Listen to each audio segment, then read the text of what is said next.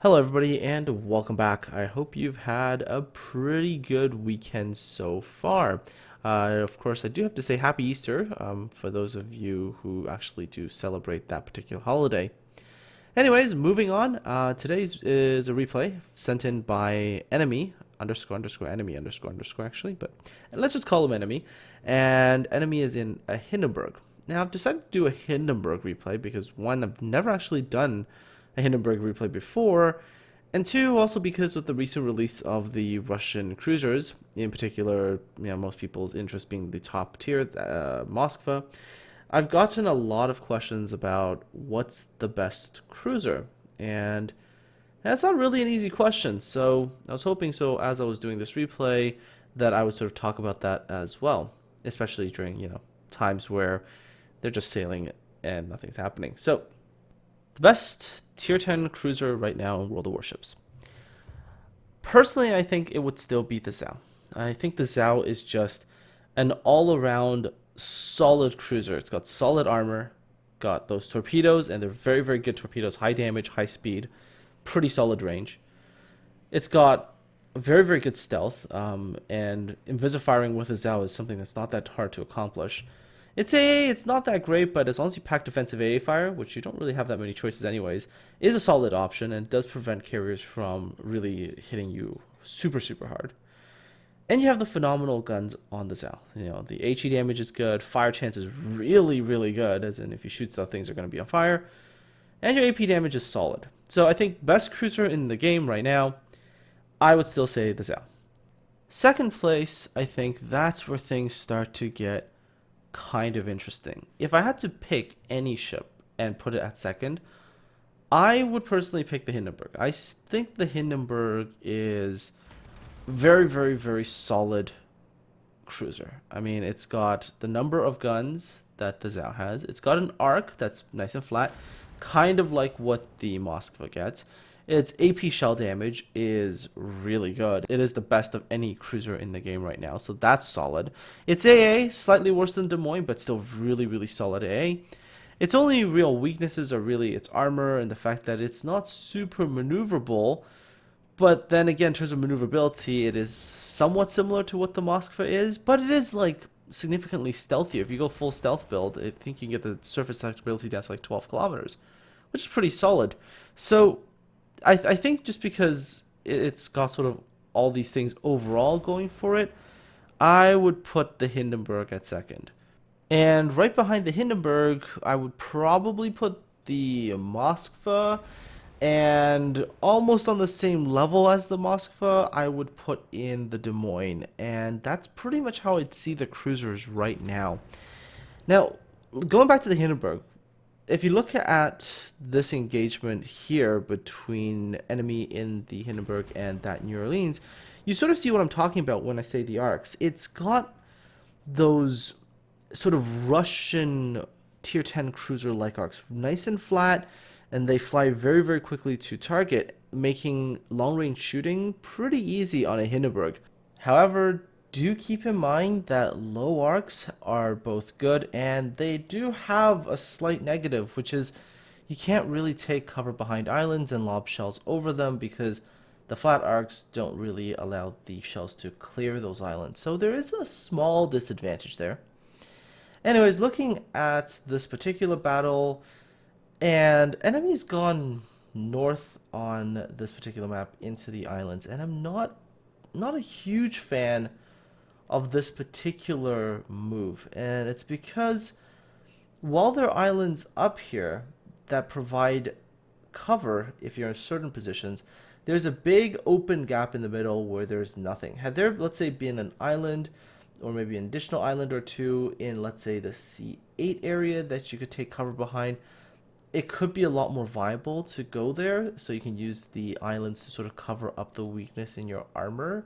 But right now, because this is just open water, if something decides to look at you the wrong way and actually decides to shoot at you, the Hindenburg's armor isn't really going to be resisting that many hits, and the enemy does get within that kind of range.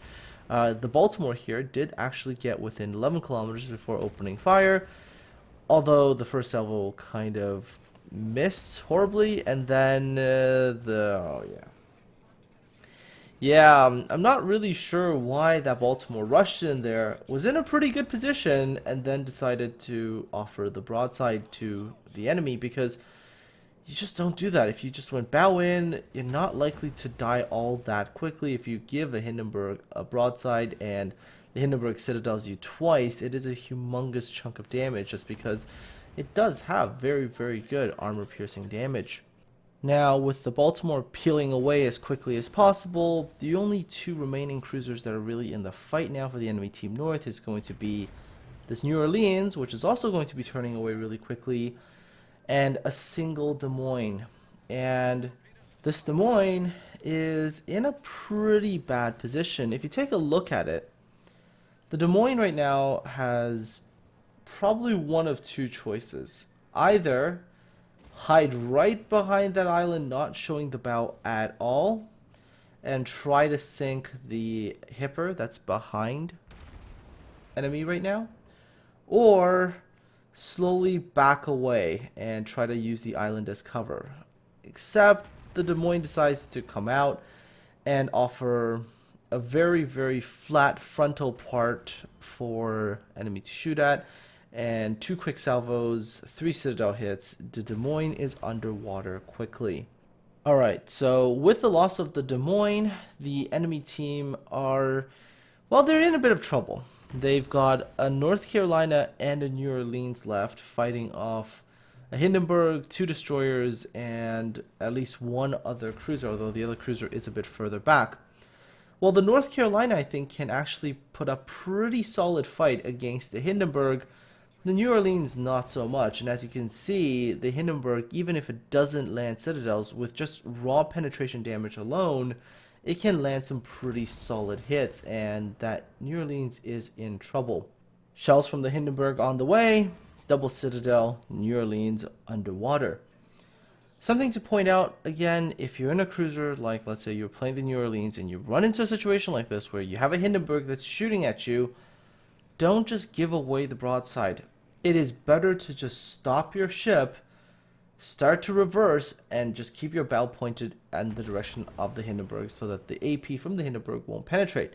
If you give a Hindenburg a broadside, you're making life easy for the Hindenburg. A quick salvo, quick citadel, and you're going to be underwater. So definitely something to keep in mind. If you're in trouble and you can angle against armor piercing, just do it. It's better than just giving away the broadside and dying quickly. Enemy North Carolina, not really sure what that North Carolina was thinking, to be honest. Yes, there are destroyers chasing you.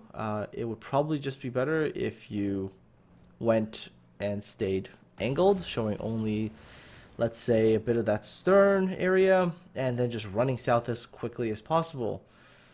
Instead, the North Carolina sort of turns and gives a broadside to enemy, and once you do that, the Hindenburg at 10 kilometers, if it has a flat area to shoot at on a battleship, it can citadel you.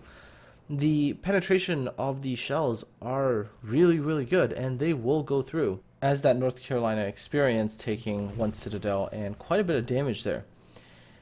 And then, of course, after the North Carolina derps, enemy does a little bit of a derp here as well, because in that effort to engage the Baltimore, what enemy does is he turns and he offers the broadside to the North Carolina.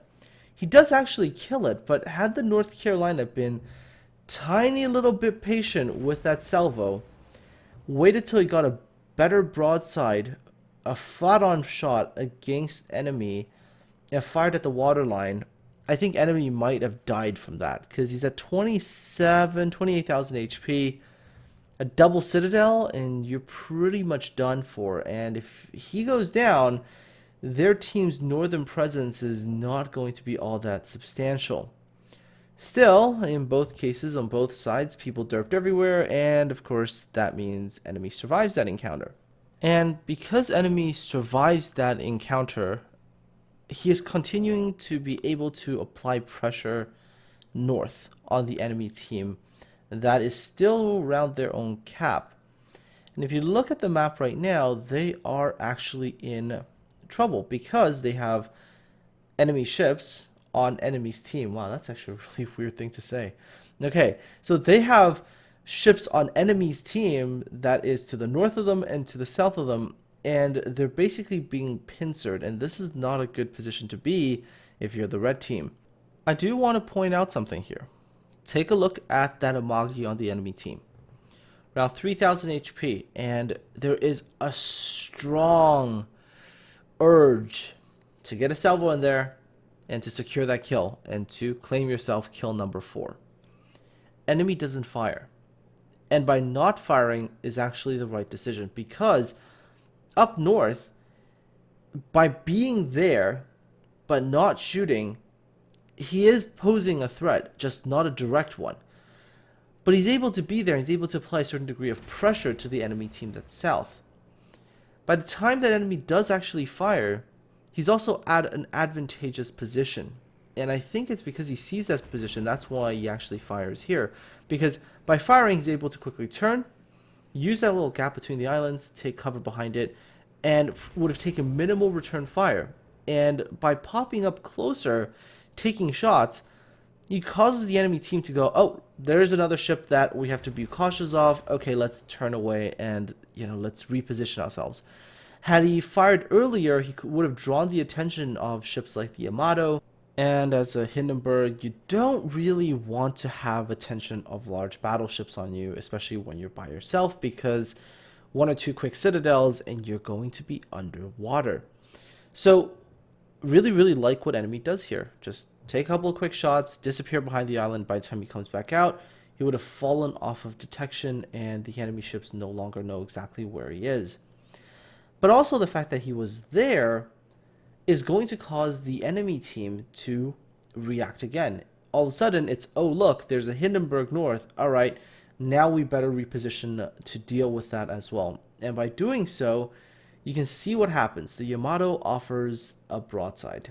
And even though the Yamato has 40,000 HP, 44,000 HP, against a Hindenburg's armor piercing, giving that broadside, it's not going to last very, very long, because the Hindenburg, like I mentioned before, has very good armor piercing damage and very, very good penetration. And you can very easily take off 40,000+ HP in not a very long period of time by firing into a broadside. And so that Yamato made that mistake, offered the broadside. Yes, he also took a torpedo there, and so that combined with the AP fire, and you can tell that the Yamato isn't really going to last very long. Enemy team right now, look at the map and you can tell they're just in a really bad position overall. They're still fighting, which, definitely is commendable, because they're not giving up. Sometimes you'll see a team in a situation like this, they'll just implode and they'll just stop fighting. Enemy team is still fighting, they're still doing the absolute best they can. They actually do make this battle really, really close, and you'll see that. There goes the Yamato, and high caliber badge awarded to enemy. And that's 4 kills, high caliber, so yeah, it's really, really good so far in Hindenburg. Enemy Zal, firing at, this is such a, I keep getting tongue-tied over this. Enemy Zal is shooting at enemy's Hindenburg. It's like, oh, what the hell? Okay, anyways, so the Zal on the enemy team is really the last major threat, with the exception of that Amagi, but it is a stock Amagi. So the enemy Zal is really the real danger, because if you look at the rest of the enemy's team, the Amagi just lost a massive chunk of HP. The Mogami's dead. The Zal's pretty low. The Baltimore, not really the massive threat. The Shimakaze could be a threat, but up against the full HP Benson and a mostly still full HP Fubuki, if the Shimakaze gets caught by those two, he might not really come out on top. So the Zal's really the main threat, and of course enemy is actually going to engage the Zal, although the Zal is bow on, which is going to make it difficult to kill, because the Zal's armor is actually really, really good. So far so good though, although enemy here gave a broadside.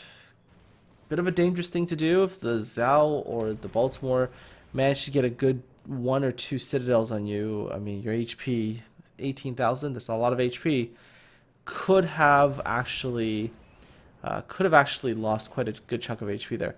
And the arcs, while they're beautiful, that was one of those things where you wish you had slightly higher arc, because that Zhao gave the broadside, enemy fired at that broadside, but the shells weren't able to clear that little, I don't know, arch looking piece of rock.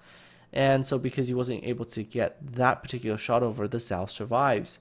And that Zhao is going to go and, well, it's going to kind of wreck things. The Zhao's already up at 2 kills right now. And you'll see what happens really, really quickly. Zhao's going to finish off the Admiral Hipper on enemy's team, because the Hipper only has 500 HP, and you take a hit from high explosive and you would die, never mind armor piercing. And so there goes the Hipper.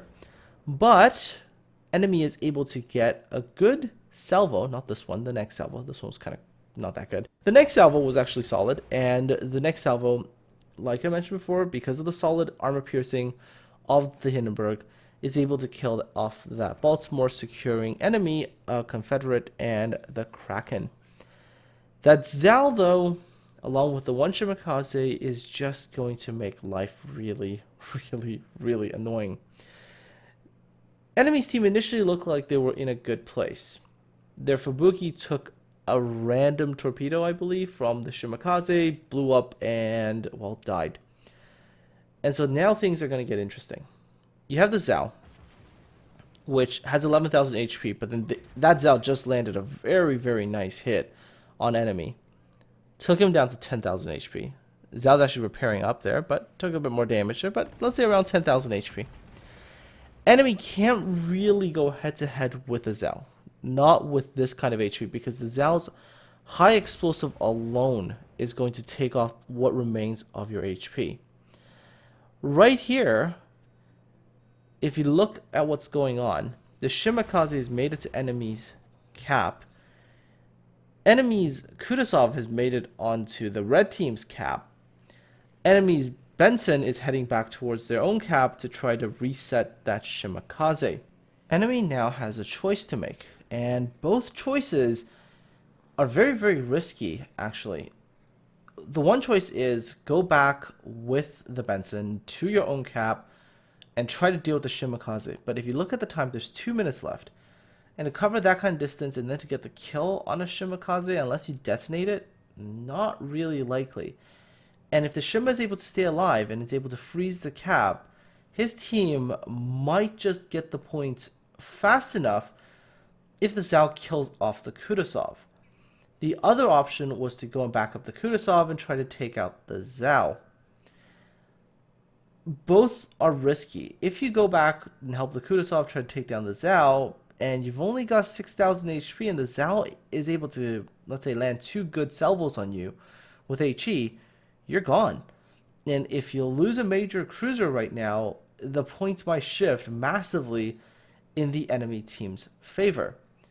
So I think it's actually the right call to go actually back to base and try to reset or push the Shimakaze out of cap. Kutuzov takes what looks like 1 salvo from the Zhao and just dies. And now the points are really, really close. We're talking less than 30 points. And if you look at the time, there's still 50 seconds left. And right now, this is just a time and cap points thing. The Benson on enemy's team gets spotted and then pops smoke. And this is something that will drive me crazy, because why would you do that? Like, I know you're spotted by the Shimakaze. Your job as a Benson is to go and charge in and try to get the Shimakaze spotted. Don't pop smoke. It does nothing but take away your vision of what's around you. So, anyways. So, the Benson does eventually spot the Shimakaze, allowing some shots on the Shimakaze by enemy's Hindenburg. Luckily, the Benson didn't take any torpedoes. Had he taken a torpedo and gotten destroyed or anything, this battle would have been over right then there. Time does run out for the enemy team, and right there, the final freeze frame, enemy's team was able to win by a grand total of 11 points. They were that close to actually losing that. But enemy actually did really good. 12,768 experience total, 639 free experience, 545,889 credits. Confederate, Dreadnought, Kraken, High Caliber, 170,592 damage in total. 5 ships sunk, 9 Citadel hits, 2 base defender ribbons, total base experience 2,837, which is a very, very solid amount. And finally, going back to the topic I was talking about at the beginning about what I think is the best cruisers, I think the Hindenburg quite comfortably sits in second place, as you know, with all the things I mentioned before. She just has really solid guns. She has good flexibility, having those torpedoes as a last-ditch measure. Her AA, I think, is really, really good, way better than a lot of the other ships, with the exception of the Des Moines. And she's just, she still has that stealth. Her maneuverability, although not as good, and her armor not as good, you can at least play with those. I mean, she is a cruiser. She's not really meant to be taking all those hits. All in all, I think, she is, in my mind, the second best cruiser in the game. Although we don't really know how the Moskva will perform long term. Initial stats suggest the Moskva is better than everything else, but again, that's probably because it's only the best players that decided to free XP all the way up to her. We have to see how it goes in the long term when people actually grind up there, and we're talking about the average player getting those ships as well, and we'll see how those stats reflect on those ships. My feeling is the Moskva probably will fall just under the Hindenburg. Anyways, folks, I hope you enjoyed this video. If you have any comments or questions, please do leave those in the comment section below. Otherwise, take care, have a good one, and I'll talk to all of you again soon.